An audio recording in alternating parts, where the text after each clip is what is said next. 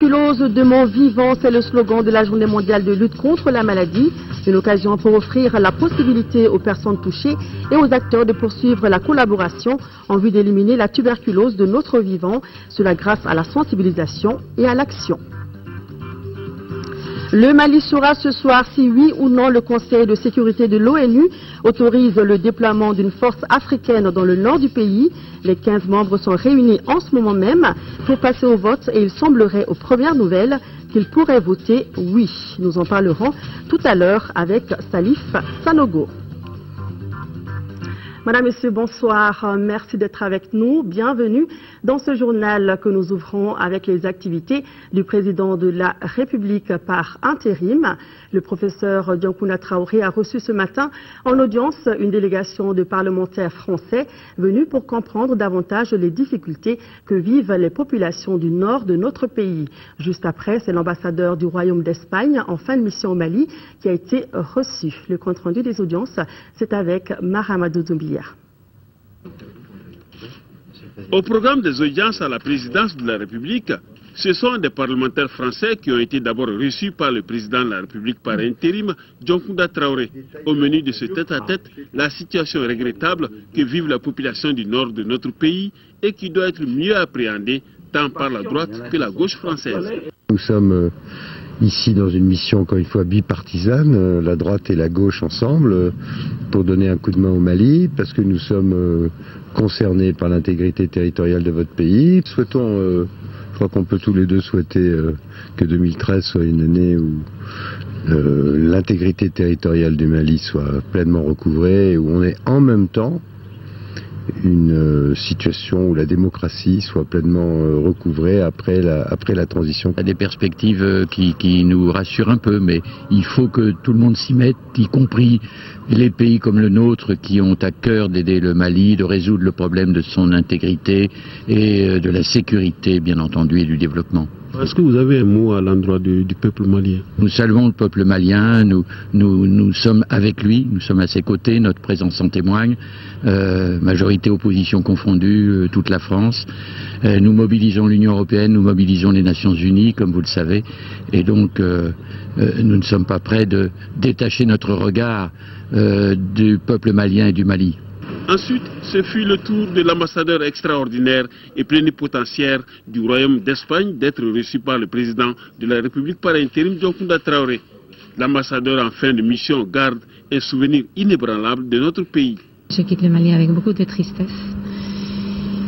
J'ai eu l'occasion d'avoir de connaître tant de Maliens. Je l'ai dit au président, je l'ai remercié pour précisément tout l'accompagnement que nous avons eu de la partie malienne. Et j'ai toujours trouvé les portes ouvertes et une excellente disponibilité pour travailler de concert avec toutes les institutions et aussi la société malienne. C'est triste aussi de quitter le pays à un moment où il confronte des défis énormes dans une situation si difficile. J'ai la conviction et aussi l'espoir que les crises sont aussi une opportunité pour rebondir avec plus renforcé. Auparavant, la délégation des parlementaires français avait été reçue à la primature par le Premier ministre Django Sissoko. Parlons de la formation des militaires maliens en vue de la restauration de l'intégrité territoriale de notre pays. Une première équipe de 400 formateurs européens est attendue au Mali dès le mois de janvier. L'annonce a été faite ce matin au Premier ministre Django Sissoko par le chef de la délégation de l'Union européenne au cours d'une audience. Le chef du gouvernement a également reçu l'ambassadeur de la Grande-Bretagne au Mali. Les deux personnalités ont échangé sur l'évolution de la situation politique et sécuritaire au Mali. Le reportage est de Bourama Traoré. Le chef de la délégation de l'Union européenne chez le Premier ministre Django Sissoko, l'objectif est de renouveler le soutien de l'UE au Mali dans la résolution de la crise. C'est dans ce cadre qu'une équipe de formateurs européens est attendue à Bamako dès le début de l'année prochaine. Cette équipe aura pour mission de mettre à niveau l'armée malienne en vue de la reconquête des territoires du Nord. Pour faire face à cette crise, avant tout, nous sommes en train d'approuver une mission de formation pour les militaires. On parle d'une mission de 400 personnes est le premier élément de cette mission pour arriver dès janvier. La crise malienne, sujet également évoqué par l'ambassadeur de la Grande-Bretagne avec le Premier ministre Django Sissoko. Le diplomate anglais rassure son interlocuteur. Ce n'est pas dans les moments difficiles qu'il faut abandonner son ami. Le Mali a le soutien de Grande-Bretagne et le Mali va toujours avoir le soutien de Grande-Bretagne sur le chemin vers les élections et sur le chemin pour restaurer l'intégrité territoriale. Les partenaires aux côtés donc du Mali pour une sortie de crise. Partenaires qui tiennent toutefois à la stabilité et au fonctionnement régulier des institutions de la République. Encourager les représentants du peuple à poursuivre la bonne collaboration avec les autres institutions dans l'intérêt du Mali, c'est la démarche du représentant spécial du secrétaire général des Nations Unies pour l'Afrique de l'Ouest. L'audience accordée à Saïd Djinnit par le président de l'Assemblée nationale par intérim a été suivie par Alocene Touré. Saïd Djinnit est venu rencontrer le président de l'Assemblée nationale pour échanger sur les dernières évolutions de la situation politique dans notre pays. Une évolution qu'il juge positive et promoteuse. Je suis venu m'entretenir de l'évolution de la situation au Mali, notamment depuis les dernières semaines, et les encourager à poursuivre leurs efforts visant à stabiliser la situation au Mali, maintenant qu'il y a un nouveau gouvernement d'union nationale, un président, un premier ministre, qu'ils se mettent à travail et voir dans quelle mesure les Nations Unies peuvent continuer à les soutenir. Pour le reste, vous savez que les Nations Unies, de concert avec la CEDEAO, l'Union africaine et les partenaires internationaux, sont dans l'accompagnement du Mali, donc tout sur la base du concept stratégique qui a été adopté ici même, le 19 octobre à Bamako, qui a prévu un certain nombre d'éléments constitutifs de la position de la communauté internationale partagée avec le Mali pour aider le Mali à, recouvrer le nord et faire face à la menace terroriste qui menace non seulement au Mali mais une menace pour toute la sous-région et au-delà. Sur le projet de résolution en cours de discussion à New York, le diplomate a bon espoir que là aussi une résolution soit prise. Le représentant spécial des Nations Unies vient de l'évoquer, parlant justement de la résolution annoncée pour demain.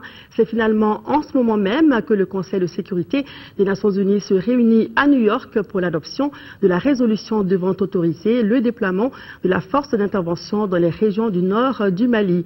Les travaux ont démarré en présence du chef de la diplomatie malienne et ont fait le déplacement. Et selon les premières informations que nous avons pu obtenir, l'on s'achemine vers l'autorisation du déploiement de la force africaine à l'unanimité des 15 membres du Conseil de sécurité.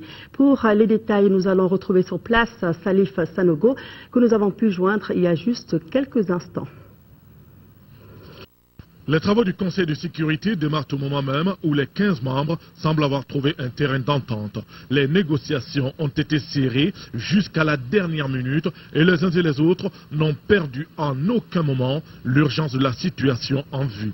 À l'heure actuelle, les travaux du Conseil de sécurité se déroulent encore, selon certaines informations qui ont pu filtrer, tout en réaffirmant leur profond attachement à la souveraineté, à l'unité territoriale et à l'intégrité du Mali. Les 15 membres du Conseil de sécurité devraient autoriser le déploiement de la force africaine avec un support international pour une durée initiale d'1 an. La formation et l'équipement des forces armées maliennes devraient aussi tenir une place de choix dans cette résolution, tout comme la gestion de la transition.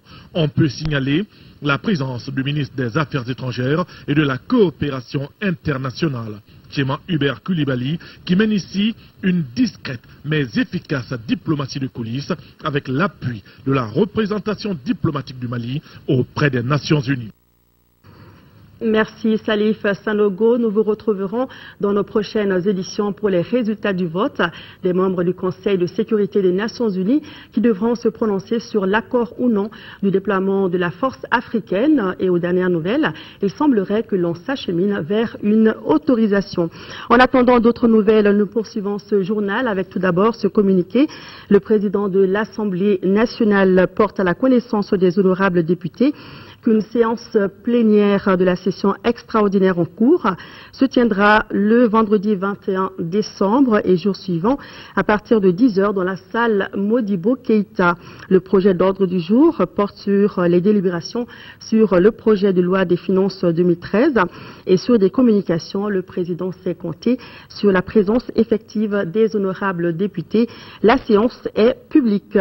Et puis après la formation du gouvernement Django Sissoko, les ministres sortants passent le relais aux entrants.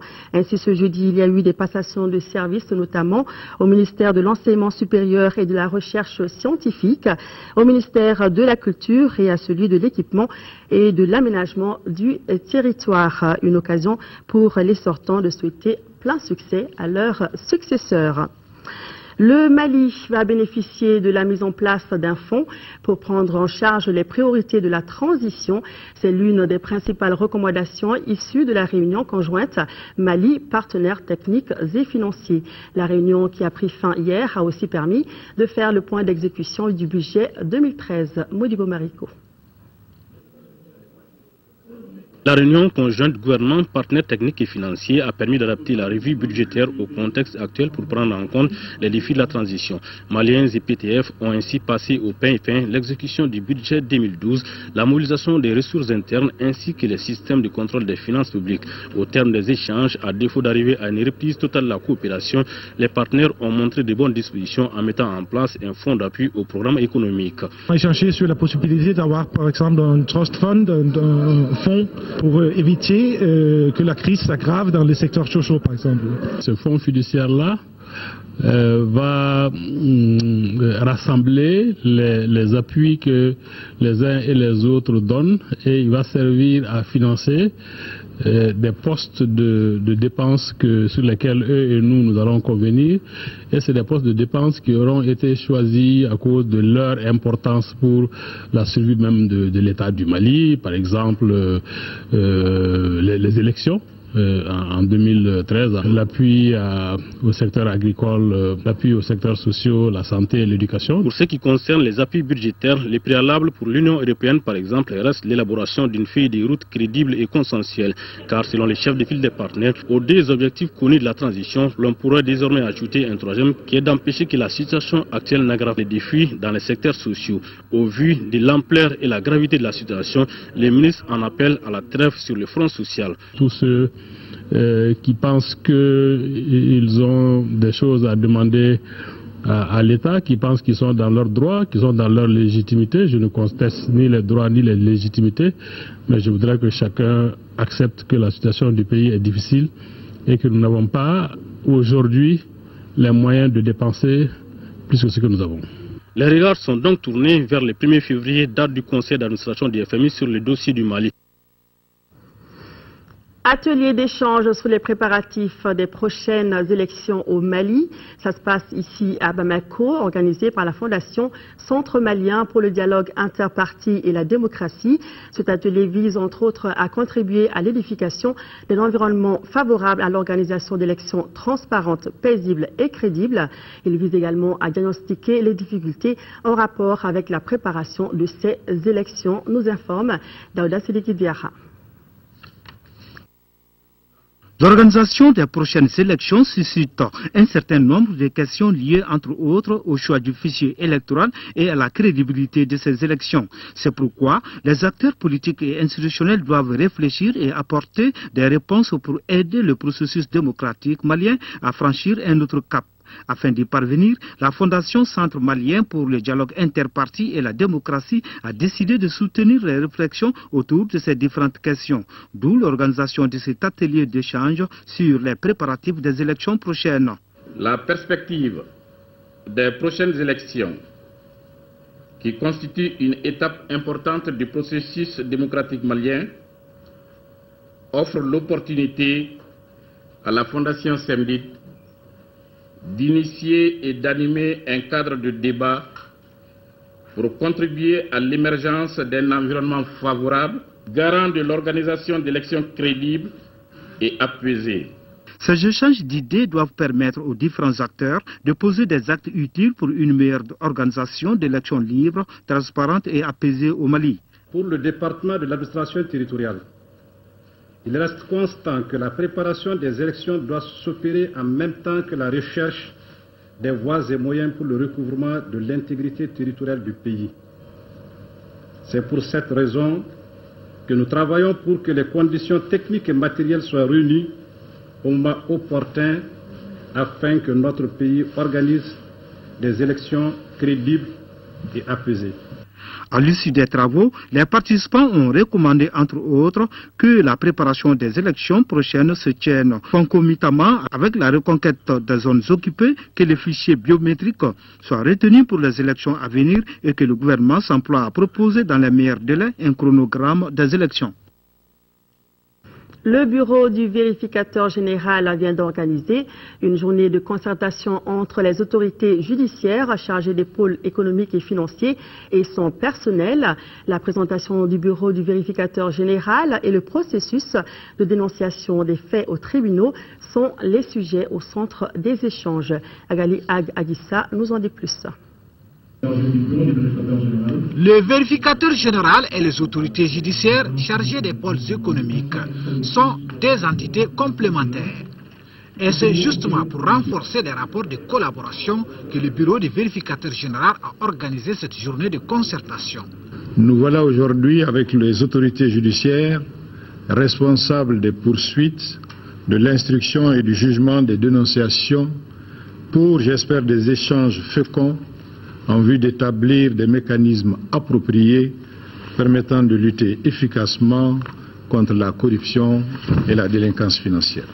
Cet espace d'échange devra permettre aux participants de mieux connaître les missions des vérificateurs généraux et de maîtriser les méthodes en matière de dénonciation des faits, ce qui va renforcer les dispositifs déjà en place pour lutter contre la corruption au Mali. La lutte contre la corruption et la délinquance financière fait partie des priorités du gouvernement. Par vos actions quotidiennes, vous contribuez avec l'institution judiciaire à lutter contre ces maux qui annihilent tous nos efforts de développement. Le département de la justice met actuellement la dernière main à l'avant-projet de loi portant répression de l'enrichissement illicite. Cette incrimination contribuera sans nul doute à renforcer les mailles du filet qui protègent nos deniers publics. La rencontre réunit les procureurs de la République près des tribunaux de première instance de la commune 3 de Bamako, de Caille et de Mopti. Je vous l'annonçais dans les titres, le ministre de la Santé a présidé ce jeudi le lancement de la journée mondiale de lutte contre la tuberculose, dont le thème est « Plus de tuberculose de mon vivant ». La cérémonie a regroupé les autorités politiques communales, les partenaires techniques et financiers, ainsi que les populations. Aguibo Koulibaly y était également. Voici son reportage. C'est la commune 4 du district de Bamako qui a servi de cadre au lancement des activités de la journée mondiale de la tuberculose. Une occasion pour les autorités communales d'inviter chacun à se faire dépister. La journée mondiale de lutte contre la tuberculose nous offre l'heureuse occasion de lancer un appel solennel à l'ensemble de nos compatriotes pour que le dépistage que nous appelons tous de nos voeux soit systématique. Cette journée a été l'occasion pour les responsables et partenaires de la santé de faire le bilan critique des activités de lutte menées au cours de l'année. Il faut que les décideurs politiques et administratifs donnent à la lutte contre la tuberculose l'importance qu'elle mérite au vu du dégâts qu'elle cause en termes de décès, de souffrances humaines et d'impact économique. Dans le monde, la tuberculose est responsable de 26% des décès évitables chez les sujets de 15 à 59 ans, avec plus de 2 millions de décès par an. Environ 98% de ces décès surviennent dans les pays sous-développés. En 2011, 5573 cas de tuberculose, toutes formes confondues, ont été dépistés. Le taux de détection a été de 35%. Quant au taux de succès au traitement, il a été de 76%. Selon le représentant de l'OMS au Mali, les autorités nationales doivent renforcer les initiatives de prévention et de contrôle de la tuberculose. Je lance un appel à tous les États membres et aux partenaires pour qu'ils Nous allouons des ressources suffisantes à la lutte anti-tuberculose et devient le porte-étendard de la promotion de l'accès universel à des services de prévention et de prise en charge de la tuberculose. Pour lier l'utile à l'agréable, la troupe Diguia Orchestra a émerveillé le public par des chansons sur l'importance de la fréquentation des centres de santé. L'impact de la crise sociopolitique et sécuritaire sur le secteur de l'eau et de l'assainissement, c'est le thème de la 4e édition de la journée annuelle d'échange entre les acteurs du secteur. Les recommandations devront contribuer à atteindre les objectifs du millénaire pour le développement. Fademba Keita. L'accès à l'eau potable et à l'assainissement constitue un facteur décisif pour le développement humain. Il influe de façon considérable sur les capacités, les opportunités et les potentialités des populations. Le thème de cette 4e édition d'échange entre les ministères en charge du secteur de l'eau et de l'assainissement rentre dans ce cadre. La journée d'échange annuelle permet aux différents acteurs de conjuguer les efforts pour l'amélioration de l'accès à l'eau potable, l'hygiène et l'assainissement adéquats. Au cours de cette journée, vous aurez à échanger entre autres sur l'état de mise en œuvre des recommandations issues de la dernière édition tenue en décembre 2011, l'impact de la crise sociopolitique et sécuritaire sur l'accès des populations aux services d'alimentation en eau potable, hygiène et assainissement au Mali. Le secteur de l'eau et de l'assainissement est confronté à de nombreux défis dont le besoin croissant en investissement, l'insuffisance des moyens mis à la disposition des services techniques. La question de l'accès des communautés aux services d'eau et d'assainissement demeure préoccupante en raison de la crise socio-politique et sécuritaire que vit notre pays. La journée d'échange annuelle a été initiée en 2009 par les services techniques de l'État en collaboration avec la société civile du secteur, en partenariat avec WaterAid. Assemblée générale du groupement professionnel des agences de communication du Mali. C'était hier, occasion pour les membres du bureau de faire le bilan des activités réalisées et de se projeter sur l'avenir, avec pour objectif de promouvoir et de protéger les intérêts des membres du groupement. Le reportage est de Temoko Sagara. Au cours de cette assemblée générale, le bureau du groupement professionnel des agences de communication GEPAC a présenté son rapport d'activité 2011-2012 et ses activités en instance.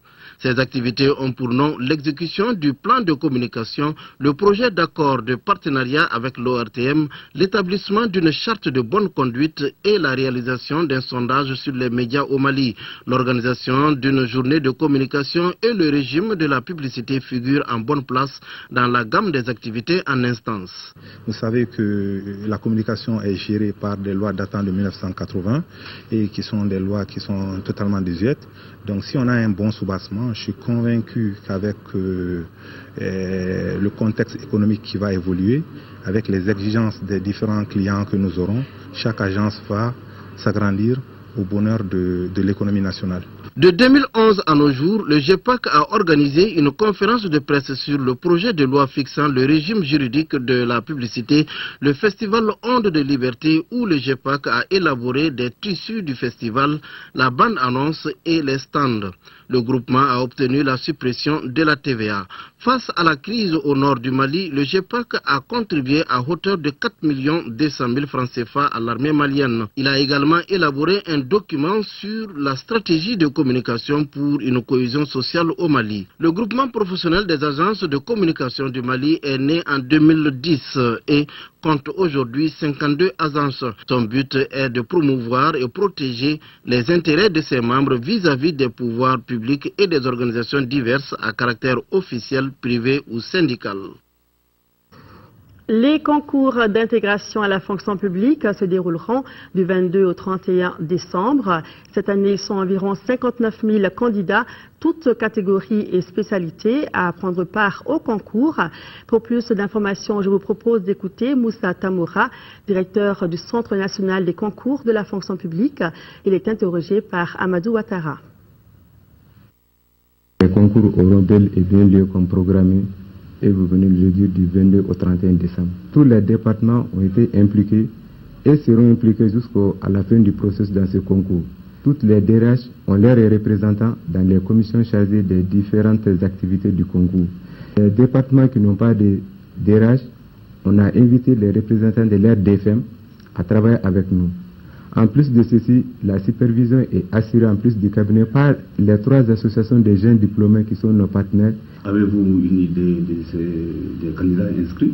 Si on a rendu le chiffre, on va parler de 59 000, tout corps et toutes spécialités confondues. Pour le premier jour qui est le 22 de l'ouverture, on a retenu 4 centres, notamment le lycée Bamnata Diallo, couramment connu sous le nom de El-Bad, Isika, lycée technique et l'école fondamentale de Médine Mamadou Diarra. Ça, c'est les 4 centres retenus pour la première journée.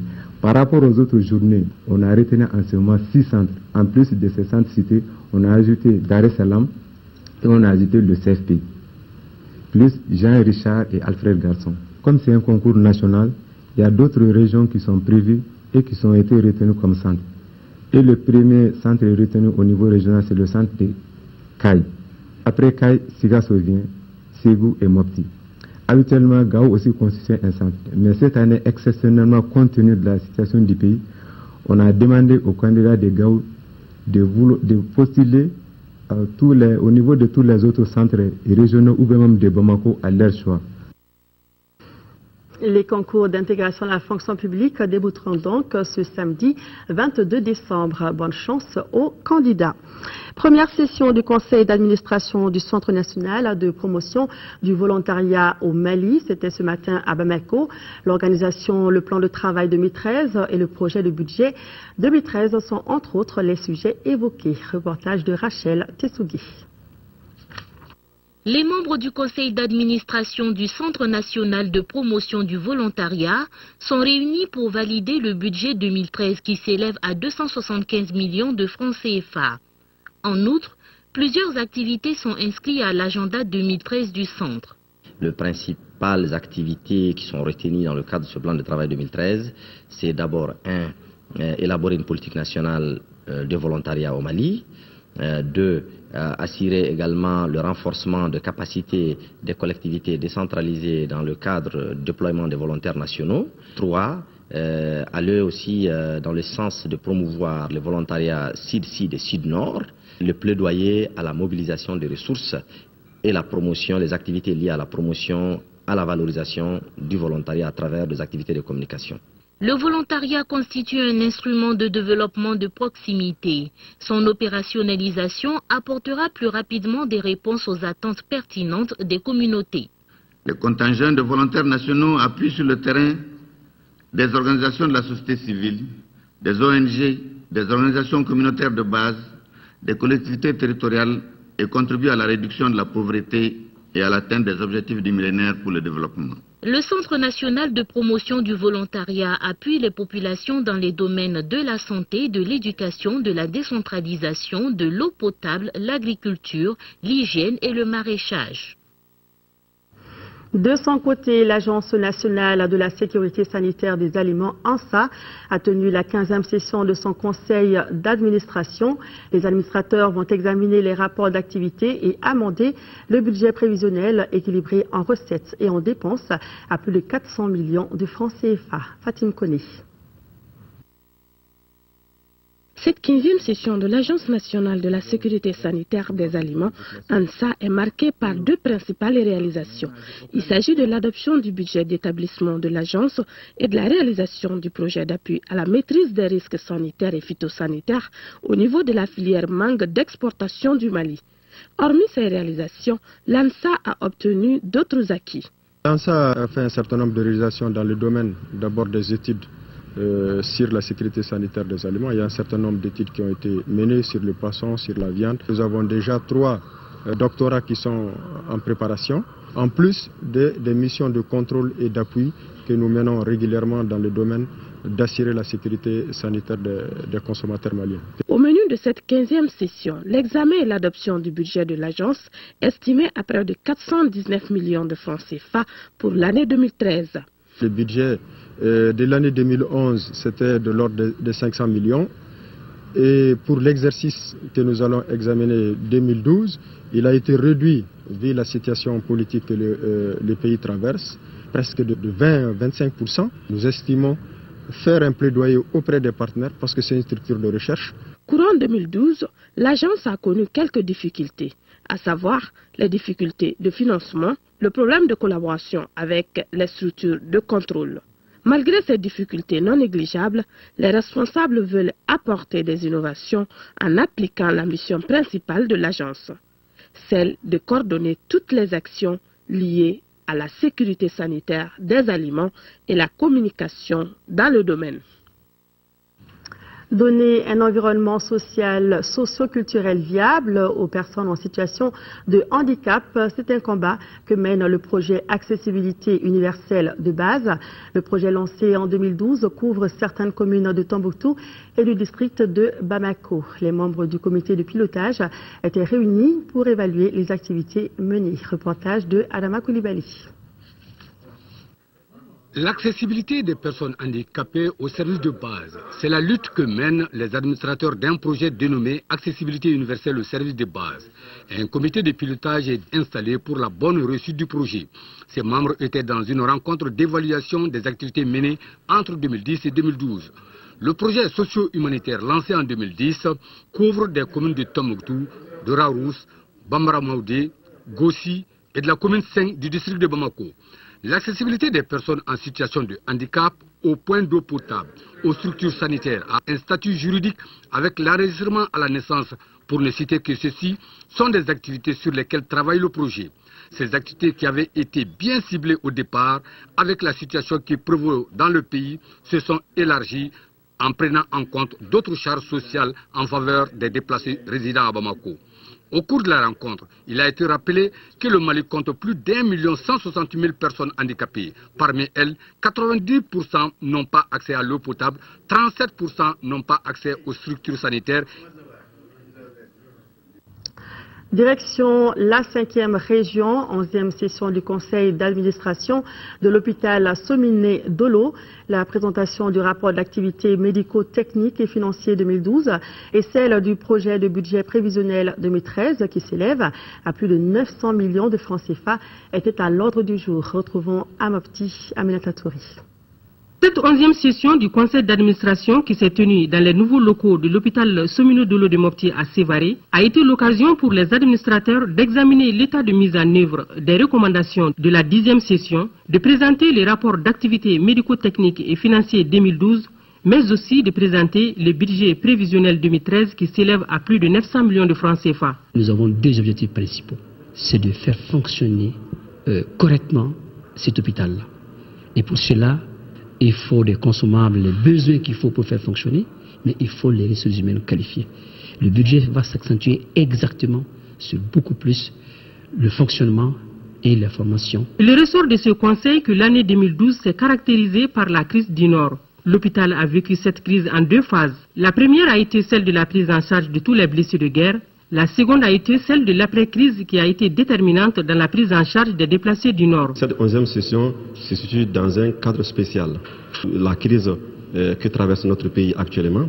On a eu l'occasion ce matin de faire une visite guidée des locaux, ce qui nous a permis d'apprécier à juste titre tout l'effort qui a été fourni par le gouvernement de la République du Mali et ses partenaires. La visite guidée de l'hôpital a été l'un des temps forts de cette session. Nous restons dans le domaine sanitaire, cette fois-ci en 3e région. Nous nous intéressons à la campagne de prise en charge des femmes malades de la fistule obstétricale. Cette campagne organisée par Fistule Care Project sera marquée par des interventions chirurgicales gratuites à l'hôpital. Le gouverneur de région, Ibrahim Féfé Koné, était au chevet d'une trentaine de femmes qui ont déjà été opérées. À Temsikasso, le compte rendu de Fatoumata Diallo. Près de 100 femmes sont concernées par cette campagne de prise en charge des malades de la fistule obstétricale dans la région de Sikasso. La maladie, qui se manifeste par une incontinence d'urine chez certaines femmes après leur accouchement, a longtemps fait de ces victimes des exclus sociales. D'où la motivation à l'origine de cette campagne première du genre à Sikasso, initiée par Fistula Care Project, de concert avec les autorités administratives et sanitaires de la région. C'est dans la procréation qu'elles ont eu cette maladie, elles n'ont pas choisi. C'est en donnant la vie aux enfants qu'elles ont eu cette maladie. On a besoin d'une mobilisation de tous les partenaires. On a besoin de l'accompagnement particulier de l'USAID pour que vraiment on puisse aider toutes ces femmes, on puisse aider nos sœurs. Pour permettre alors à ces braves dames de jouir pleinement de leur féminité et de retrouver le sourire qu'elles ont perdu, des interventions chirurgicales gratuites sont organisées à l'hôpital de Sikasso. Tous les 45 jours, nous allons organiser une campagne afin que ces femmes puissent se débarrasser de ce fléau et qu'elles réintègrent leur société. La prise en charge est totalement gratuite depuis le domicile de la femme jusqu'à son retour après sa guérison. Tout est absolument gratuit, prise en charge par le projet. Une opportunité pour le chef de l'exécutif régional d'être au chevet des malades pour un réconfort moral. Une fois encore, nous demandons à ces femmes de fréquenter les centres hospitaliers à chaque fois qu'elles sont en état de grossesse. Nous demandons aux parents des filles d'éviter des mariages précoces. Mieux vaut en tout cas prévenir que guérir, la fistule étant loin d'être une fatalité. Après les femmes, place aux enfants. Ceux de Fana et de Kalaké viennent d'organiser des forums pour sensibiliser leurs parents et les autorités locales sur la pratique de l'excision et la non-application des droits qui leur sont réservés. C'était en partenariat avec l'ONG Équipe de recherche et d'appui pour le développement et Plan Mali. Adama Koulibaly nous en fait le compte-rendu. L'excision, pratique néfaste, fait souffrir les filles de la commune de Fana dans le cercle de Douila. L'ONG ERAD, équipe de recherche et d'appui pour le développement en partenariat avec les enfants de la localité, mène le combat pour éliminer la pratique. ERAD, avec l'appui de Plan Mali, a organisé cet espace de communication pour permettre aux enfants de dire à leurs parents et tuteurs ce qu'ils subissent comme mauvais traitement. C'est le lieu de porter à votre connaissance que ce projet a permis la création de 8 comités villageois pour l'abandon des pratiques néfastes dans la commune. Et ces comités contribueront à protéger les enfants et les femmes contre les violences et abus, y compris l'excision. Avec les autorités locales, les enfants demandent l'élimination de la pratique de l'excision et l'application stricte des droits réservés pour eux. Après Fana, c'était au tour des enfants de la commune de Kalaké dans le cercle de Baraouli d'organiser leur forum. Même message qu'à Fana. Dans cette localité, plus de 80% des filles, selon les administrateurs de l'ONG ERAD, souffrent de l'excision. À cette pratique néfaste s'ajoute le mariage précoce qui fait arrêter les études scolaires de plusieurs des filles avant le second cycle, ou encore l'exode précoce avant même l'âge de 15 ans. Sans oublier le problème d'actes d'état civil. Les parents des enfants ainsi que les autorités locales ont partagé le contenu des messages. C'est le lieu de vous témoigner que la mairie est imprégnée des différentes activités de ce projet. Qu'il s'agit des causeries éducatives, de l'organisation de recensement de recyclage des membres de l'organisation d'enfants. Les enfants, pour parler avec leurs protecteurs, avaient choisi comme support de communication des sketchs, des poèmes et des chants pour sensibiliser ces derniers. Voilà, ceci met fin à ce journal. Merci de votre attention. Tout à l'heure, le journal des formations avec Mohamed Touré. N'oubliez pas également l'interview de la semaine, Yaya Konaté, qui reçoit un nouvel invité ce soir. Demain, pour les informations, vous serez avec Amara Mali Diallo à 10h et à 13h. J'aurai le plaisir de vous retrouver dans les éditions du soir. D'ici là, n'oubliez pas d'avoir une pensée pour nos compatriotes des régions du Nord vivant sous occupation. Bon suite de programme à tous sur l'ORTM.